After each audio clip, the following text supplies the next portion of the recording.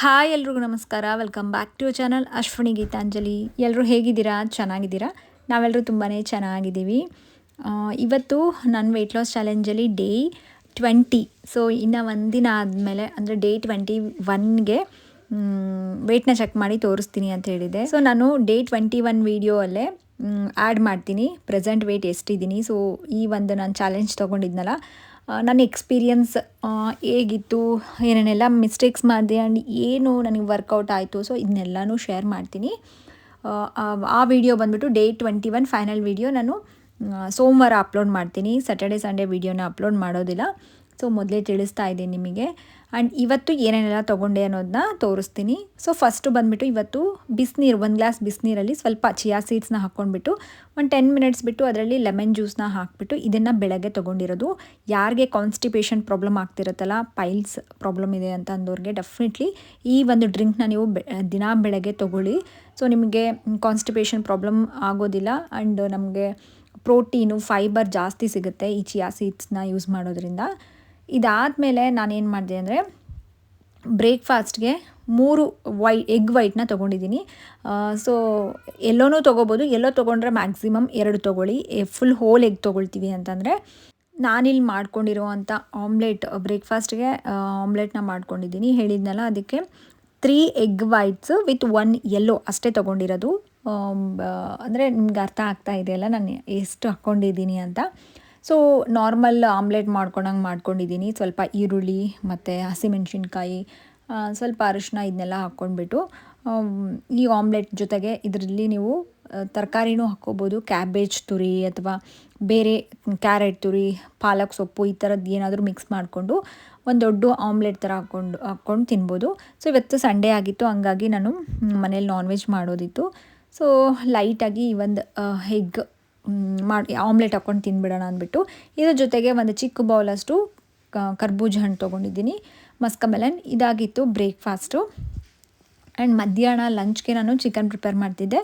So ಲೈಟಾಗಿ ನಾನು ಅಂದರೆ ಯಾವುದೇ ಥರದ ಮಸಾಲೆ ಯೂಸ್ ಮಾಡಲಾರ್ದಂಗೆ ಸೆಮಿ ಗ್ರೇವಿ ಥರ ಯಾವ ಥರ ಮಾಡ್ಕೊತೀನಿ. ಈ ಕಡೆ ಡ್ರೈನೂ ಇರೋದಿಲ್ಲ, ಈ ಕಡೆ ಫುಲ್ ಗ್ರೇವಿ ಥರನೂ ಇರೋಲ್ಲ. ಆ ಥರ ಒಂದು ರೆಸಿಪಿನ ತುಂಬ ಸಲ ಕೇಳ್ತಿದ್ರಿ ನೀವು ಮಾಡೋವಂಥ ಚಿಕನ್ ರೆಸಿಪಿ ತೋರಿಸಿ ಅಂತ. ಸೊ ಎವ್ರಿ ಟೈಮ್ ಒಂದೇ ಥರ ಮಾಡೋದಿಲ್ಲ.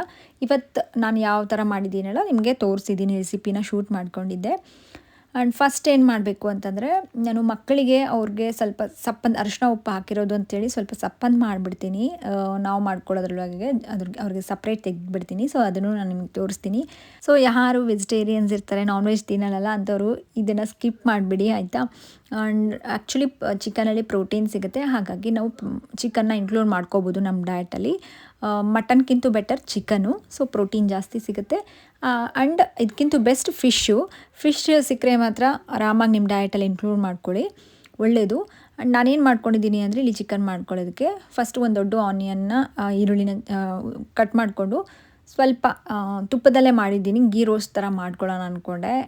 ಸೊ ಹಾಗಾಗಿ 2 ಸ್ಪೂನಷ್ಟು ತುಪ್ಪ ಹಾಕಿಬಿಟ್ಟು, ಇದ್ರ ಬದಲು ನೀವು ಆಯಿಲ್ ಹಾಕ್ಕೋಬೋದು. ತುಪ್ಪ ಹಾಕಿ ಅದಕ್ಕೆ ಈರುಳ್ಳಿ ಹಾಕಿ ಸ್ವಲ್ಪ ಈರುಳ್ಳಿ ಎಲ್ಲ ಚೆನ್ನಾಗಿ ಫ್ರೈ ಆದಮೇಲೆ ನಾವು ತೊಗೊಂಡಿರೋಂಥ ಚಿಕನ್ ಹಾಕಿಬಿಟ್ಟು ಅರಿಶಿನ ಉಪ್ಪು ಸೊ 2 ಹಾಕಿ ಸ್ವಲ್ಪ ಚೆನ್ನಾಗಿ ಮೀಡಿಯಮ್ ಫ್ಲೇಮಲ್ಲಿ ಚೆನ್ನಾಗಿ ಕುದಿಸ್ಕೊಳ್ಬೇಕು. ಇದನ್ನು ಅರೌಂಡ್ ಒಂದು 10-15 ನಿಮಿಷ ಚೆನ್ನಾಗಿ ಕುದಿಸ್ಕೊಂಡ್ಬಿಟ್ರೆ ಆಲ್ಮೋಸ್ಟ್ ಒಂದು ಅರ್ಧ ಬೆಂದ್ಬಿಡುತ್ತೆ. ಆ್ಯಂಡ್ ಈಗ ಇದಕ್ಕೆ ಒಂದು ದೊಡ್ಡ ಟೊಮೆಟೊನ ಕಟ್ ಮಾಡ್ಕೊಂಡು ಹಾಕ್ಕೊಂಡಿದ್ದೀನಿ. ಹೇಳಿದ್ನೆಲ್ಲ ಗ್ರೇವಿ ಥರ ನಾನು ಮಾಡ್ಕೊಳ್ತಾ ಇಲ್ಲ. ನಿಮಗೆ ಗ್ರೇವಿ ಥರ ಬೇಕು ಅಂತಂದರೆ ಒಂದು ಅರ್ಧ ಈರುಳ್ಳಿ, ಹಾಗೆ ಒಂದು ಟೊಮ್ಯಾಟೊ, ಸ್ವಲ್ಪ ಬೆಳ್ಳುಳ್ಳಿ, ಹಸಿಶುಂಠಿ ಈ ಥರ ಹಾಕಿಬಿಟ್ಟು ಮಸಾಲೆ ಥರ ಪೇಸ್ಟ್ ಮಾಡಿಕೊಂಡು ಹಾಕ್ಕೊಂಡ್ರೆ ನಮಗೆ ಸ್ವಲ್ಪ ಗ್ರೇವಿ ಬರುತ್ತೆ. ನಾನು ಗ್ರೇವಿ ಏನೂ ಮಾಡ್ಕೊಳ್ತಾ ಇಲ್ಲ, ಹಾಗಾಗಿ ಡೈರೆಕ್ಟ್ ಟೊಮೆಟೊ ಹಾಕ್ಕೊಂಡಿದ್ದೀನಿ. ಟೊಮೆಟೊ ಎಲ್ಲ ಸ್ವಲ್ಪ ಸಾಫ್ಟ್ ಆದಮೇಲೆ ನೆಕ್ಸ್ಟ್ ಇದಕ್ಕೆ ಧನಿಯಾ ಪುಡಿ 2 ಟೇಬಲ್ ಸ್ಪೂನಷ್ಟು ಧನಿಯಾ ಪುಡಿ ಹಾಕ್ಕೊಳ್ತಾ ಇದ್ದೀನಿ. ಸೊ ಇದರಲ್ಲಿ ನಾನು ಸಪ್ರೇಟಾಗಿ ಮತ್ತೆ ನೀರು ಹಾಕೋಕ್ಕೇನೂ ಹೋಗಿಲ್ಲ ಚಿಕನಿಗೆ. ಅರಿಶಿನ ಉಪ್ಪಲ್ಲಿ ಏನು ನೀರು ಬಿಟ್ಕೊಂಡಿರುತ್ತಲ್ಲ ಅದೇ ನೋಡಿ ಇಲ್ಲಿ ತೋರಿಸ್ತಾ ಇರೋದು.